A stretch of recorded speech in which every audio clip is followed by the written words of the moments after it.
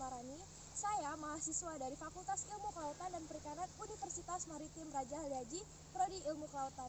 Hari ini saya akan memberitahu kalian mengenai ekosistem mangrove. Ingin tahu lebih lanjut? Ayo!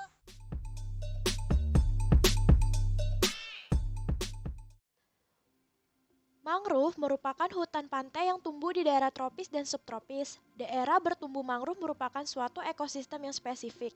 Hal ini disebabkan oleh adanya proses kehidupan biota, flora, dan fauna yang saling berkaitan, baik yang di daratan maupun di lautan. Maka rantai makanan yang terdapat di mangrove ini tidak terputus. Mangrove sering disebut sebagai hutan bakau dan merupakan ekosistem peralihan antara darat dan laut, ataupun dengan peralihan sekitar muara sungai. Oleh karena itu, ekosistem ini dipengaruhi oleh pasang surut air laut. Indonesia merupakan negara yang memiliki potensi mangrove terluas di dunia. Kurang lebih 18 juta hektar luas mangrove di dunia, seperempatnya 4,5 juta hektar dimiliki Indonesia. Nah, kita mulai dari yang paling dekat dengan saya ya. Di sini yang kita lihat adalah tanah. Tanahnya di sini jenisnya lumpur ya. Di sini aku coba pegang, tanahnya itu teksturnya lembek, terus mirip seperti tanah liat ya, padat, dan lapisan paling bawahnya berwarna hitam juga sedikit bau. Ini dia biota pertama kita, yaitu ikan bletok.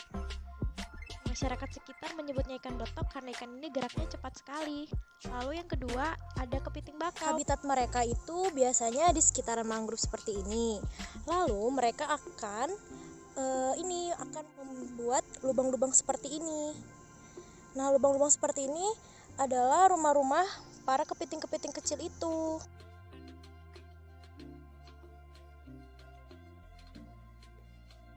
Biota yang ketiga yang aku temukan adalah siput laut, yaitu Ceritidea quadrata, famili Potamididae.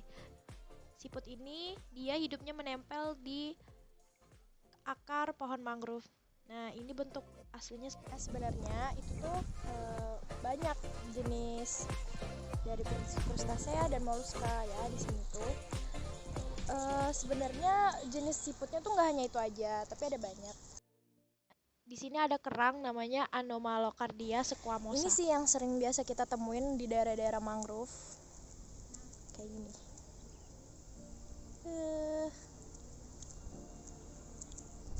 Untuk kita lebih tahu lagi, sekarang aku bakal coba jalan ke sebelah sana. Kita pengen lihat mungkin ada biota lain yang bisa kita tahu ya kan. Sekarang aku akan jalan ke sana. Kalian kalau misalkan ke daerah seperti ini, aku saranin sih tetap harus menggunakan ini ya, sendal. Karena di daerah-daerah seperti ini tuh banyak juga biota-biota laut yang berbahaya, bisa melukai diri kita gitu. Jadi harus hati-hati juga. Apalagi tanah yang di sini tuh kan berlumpur. Jadi kalian usahain tuh pakai alas kaki yang benar-benar buat kalian nyaman. Malahan di sini tuh kayak lebih banyak gitu. Nih. Lebih banyak jenis kerangnya, siputnya.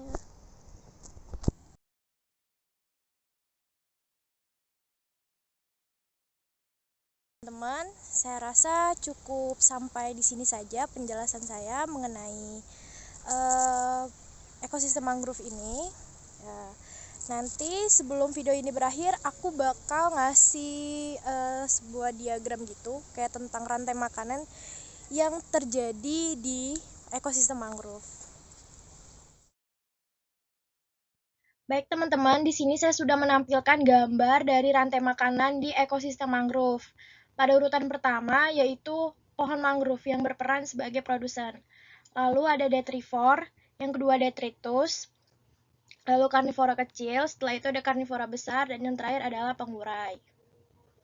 Nah, bagaimana sih proses rantai makanannya? Yang pertama, pohon mangrove ketika daun dan rantingnya jatuh ke tanah, hal itu akan terjadi proses penghancuran luruhan oleh bakteri dan fungi. Nantinya akan menghasilkan detritus.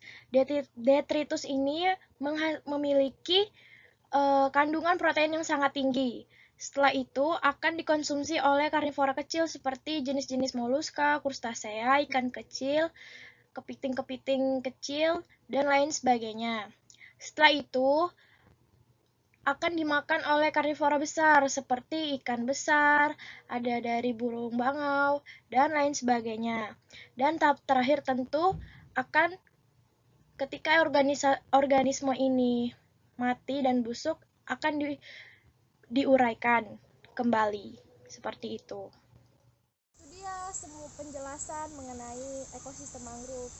Dan saya harap kalian juga sebagai manusia, kita seharusnya juga ikut menjaga ini ya, biota laut di sini, terus hutan-hutan mangrove yang ada di Indonesia, karena mau bagaimanapun juga ini tuh bentuk dari bukti kalau misalkan mangrove ini sehat terus baik keadaannya, itu juga membuktikan ekosistem kita tuh seimbang, tidak ada kerusakan.